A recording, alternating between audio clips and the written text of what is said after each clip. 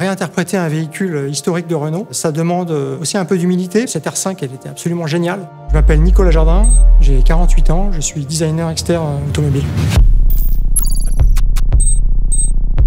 L'objectif était clair, c'était de réinterpréter la R5 de l'époque, mais de la propulser dans la modernité. La R5, elle avait ce regard tout à fait particulier et on a beaucoup déployé d'énergie pour essayer de justement focaliser là-dessus et pour faire en sorte que sur notre concept, ça soit un élément prépondérant, un élément vivant même. Donc le dessin animé promotionnel de la R5 dans les années 70 nous a vraiment donné l'envie de retraduire le côté vivant de la R5 prototype. Et c'est pour cette raison qu'on a vraiment cherché à retraduire le clin d'œil iconique de la R5 de l'époque. On a analysé un petit peu la géométrie de ce phare, ses proportions, ses contours, les valeurs de rayon même, à l'aide de photos, beaucoup de photos d'époque. Et en fait, on a redessiné notre phare en essayant de faire le tri là-dedans et de garder évidemment ce qui fait l'essence même du regard de la R5. On avait aussi bien sûr toutes les libertés d'aujourd'hui, puisqu'on a des technologies aujourd'hui, par exemple la technologie matricielle qui permet de faire des phares extrêmement compacts. On s'est inspiré des anti-brouillards de la R5 de l'époque pour intégrer dans la partie basse de la R5 prototype des feux diurnes qui sont ces gros carrés coins ronds. Le logo prend vie en s'allumant et déclenche une animation lumineuse qui s'étend jusque dans les phares.